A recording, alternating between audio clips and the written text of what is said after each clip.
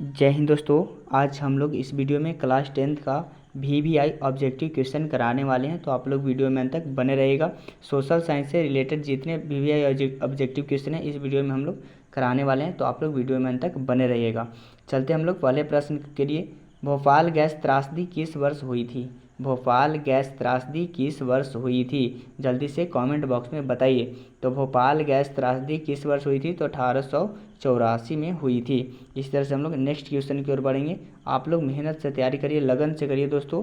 आपके लिए बहुत इंपॉर्टेंट क्वेश्चन लेकर आए हैं, आप लोग वीडियो में अंत तक बने रहेगा और एक एक क्वेश्चन को आप कमेंट बॉक्स में ज़रूर आंसर बताइएगा। आप लोग कितने सही करें वो भी कमेंट बॉक्स में ज़रूर बताइएगा कि सर अगर जितना हम क्वेश्चन कराएं उसका कितना आपका सही हुआ कितना गलत, ये आप ज़रूर कमेंट बॉक्स में बताइएगा। इस तरह से हम लोग चलते हैं दूसरे प्रश्न की ओर। इनमें कौन उद्योगों की स्थिति का प्रभाव कारक नहीं है? बताइए, इनमें कौन उद्योगों की स्थिति का प्रभाव कारक नहीं है? जल्दी से कमेंट बॉक्स में बताइए। तो बताएंगे जनसंख्या जो प्रभाव कारक नहीं है। इस तरह से हम लोग अगले प्रश्न की ओर बढ़ेंगे। टिस्को की स्थापना किस वर्ष की गई थी? जल्दी से कमेंट बॉक्स में बताइए कि टिस्को की स्थापना किस वर्ष की गई थी? तो बताएंगे 1869 में किया गया था। इस तरह से हम लोग नेक्स्ट क्वेश्चन की ओर बढ़ेंगे। भारत में कॉटन पॉलिश किस नगर को कहा जाता है? जल्दी से कमेंट बॉक्स में बताइए। भारत में कॉटन पॉलिश किस नगर को कहा जाता है? तो बताएंगे चेन्नई को कहा जाता है। इस तरह से हम लोग अगले प्रश्न की ओर बढ़ेंगे। गन्ने के 10 टन रस कितनी चीनी बनती है? गन्ने के 10 टन रस कितनी चीनी बनती है? ये तो आप लोग कमेंट बॉक्स में ज़रूर बताइएगा इसका आंसर कि गन्ने के 10 टन अगर रस है तो कितना चीनी बनाती हो, कितने टन बनेगा चीनी? तो हम लोग बताएंगे 5 टन बनेगा। 10 टन रस रहेगा तो उसका आधा बनता है, 5 टन बनेगा। इस तरह से हम लोग अगले क्वेश्चन की ओर चलेंगे।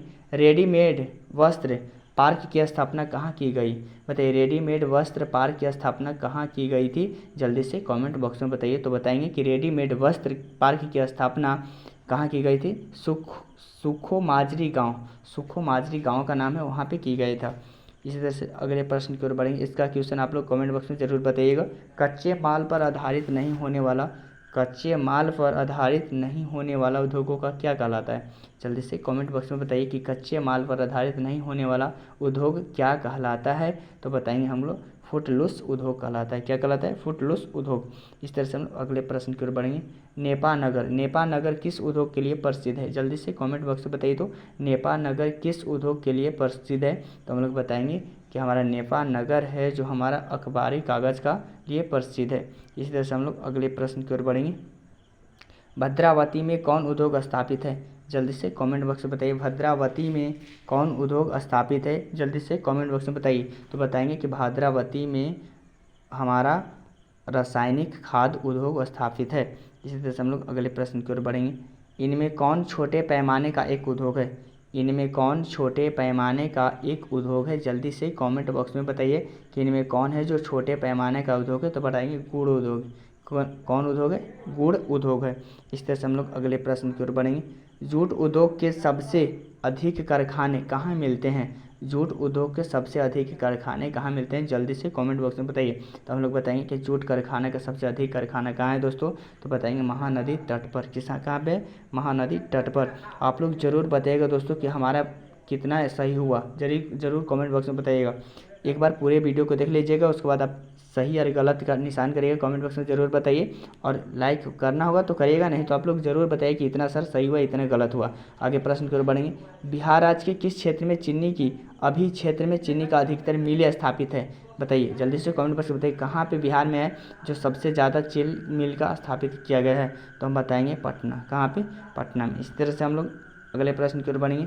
इनमें कौन कृषि आधारित उद्योग नहीं है? बताइए, इनमें कौन है जो कृषि आधारित उद्योग नहीं है? जल्दी से कमेंट बॉक्स में बताइए इसका आंसर। तो आप लोग सभी लोग जानवे करते होंगे कि इनमें कौन है जो कृषि आधारित उद्योग नहीं है। तो हम लोग बताएंगे सूती वस्त्र उद्योग हमारा कृषि आधारित उद्योग नहीं है। इसी तरह से हम लोग यहाँ पे सीमेंट उद्योग होगा ना, कृषि आधारित उद्योग नहीं है। कृषि पे माने आधारित नहीं है तो क्या होगा? सीमेंट उद्योग होगा। क्या होगा दोस्तों? सीमेंट उद्योग।